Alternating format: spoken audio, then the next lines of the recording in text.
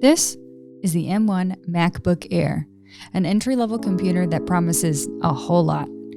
But the question is, how does it actually perform for content creators? Portions of this video is sponsored by NordVPN. Since we are talking about a compact computer that is perfect for travel and use in coffee shops, we should also talk about protecting the important data that is on the computer. VPN stands for Virtual Private Network, a service that protects your internet connection and privacy online. It creates an encrypted tunnel for your data and protects your online identity by hiding your IP address and allows you to use public Wi-Fi hotspots safely. NordVPN offers over 5,500 super fast servers in 60 countries. No data logging, 24-hour customer service, compatible with most operating systems, a CyberSec suite which acts as an ad blocker, an automatic kill switch, as well as a 30-day money-back guarantee. For more information and for a special Black Friday deal, head over to nordvpn.com/ChelseaHorn and use code ChelseaHorn for an additional 4 months free when you purchase the 2-year plan.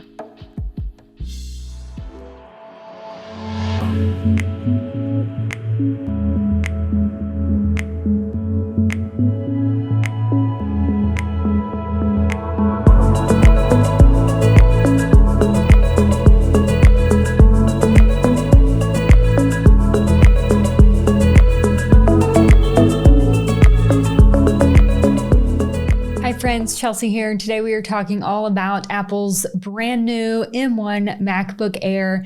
As you guys probably know, Apple a couple weeks ago released 3 brand new computers with their very own M1 chip versus the Intel chip that they've been using for years, I guess. Before we get started, I want you guys to know that I'm not a professional with computers, but I do use a computer daily to create content for social media, YouTube and Instagram and those types of platforms. So with all of the hype surrounding these computers and everything that Apple was promising, I set out to see how they would really perform for a content creator who's using high-powered apps on a daily basis. So I went to Apple and I got the cheapest one that they had, which is the MacBook Air 13-inch with 8 gigabytes of unified memory, 256 gigabytes of SSD storage. That computer, the one that I have here, it costs $899 if you're a student and $999 otherwise. My expectations were pretty low, as usually entry-level computers are just for people completing small tasks such as browsing the internet, checking emails, and maybe writing Word documents. They typically aren't for creators who are running several high-powered apps, sometimes simultaneously. But Apple was promising otherwise with the M1 chip. So I put it through the fire to test its actual limitations. Because even though Apple has been promising these things when they're launching these computers, it doesn't always mean it's going to work for you flawlessly when you are downloading these large apps such as Premiere Pro and Photoshop, especially when you start importing all of these large 4K files or these large raw photos. Things start to not work as well as you initially thought they would. So that's what I did. I downloaded all of my Adobe Cloud apps, Premiere Pro, Adobe Audition, Photoshop, Lightroom, the typical apps that I would be using on a daily basis. I had the 3 apps running all at once, which was Premiere Pro, Photoshop, and Lightroom, because those are the ones that I use back to back. I'll usually, if I'm creating a video for YouTube, I will import the footage into Adobe Premiere Pro. I will edit the footage, export, and then I will either take one of the photos that I took in production, or I will take a screenshot for a thumbnail. And so I usually edit the thumbnail in Lightroom, and then I will export it over to Premiere Pro to size it for the correct size that YouTube requires it to be. And usually on my 2019 16-inch MacBook Pro, I would have to close the other 2 apps in order to use one app perfectly. If I have even if I have one other app open, the app that I'm working in is going to be glitchy. It's not going to be super smooth. So I wanted to test this computer with all 3 apps working, doing something while doing something in each app. So that's what I did. And you guys, I was completely blown away. Like, I wish I had filmed my face, because you could probably actually see my mind being blown. It was probably blowing out of my head. It worked so good. I was able to import 4K footage into Premiere Pro.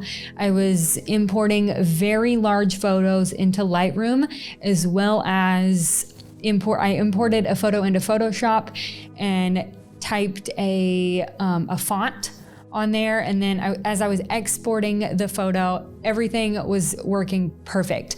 As I went to close out Photoshop, for some reason, I had to force quit. It wasn't quitting on its own. I'm not sure if that was just a glitch or if it was because I had so many other things going on. It's not a big deal. It's not done it before. It was something worth mentioning. I was kind of looking for something to happen as I was running all of these large programs and importing this large amount of footage. So that is really the only thing that I had as like a hiccup, like, oh, something's not working. When I was importing my footage into Premiere Pro, everything obviously went in super fast. I took a 8-minute clip, I put it into a sequence in Premiere, and before rendering it, as I was just kind of scrubbing over the sequence, and when I would push play, it was choppy. It wasn't like a smooth image. It was just kind of like glitchy and choppy. I rendered it. It was an 8-minute clip. I rendered it. It took about 5 minutes, and then things were perfectly smooth. It played with no problem. So that was really the only issue that I had in Premiere Pro. Other than that, even small clips before rendering them, they're really smooth. It's just, I think the larger 4K clips, it has a little bit of an issue with playing them back naturally, if that makes any sense. As I was downloading these apps, I did get a message pop up saying that I was downloading an Intel version of Adobe Premiere Pro or Adobe Lightroom. They're still working on developing an app to work with these silicon devices, which is what Apple's calling these new computers that have the M1 chip. So it didn't seem to slow anything down. The computer still worked fine. The apps worked fine, like I said. It was just something I thought was worth mentioning. It just popped up each time I was downloading one of my Adobe apps. One teeny thing that I found a little annoying, but not even really annoying. Like, I wouldn't even call it a con. This computer only has 2 USB-C ports.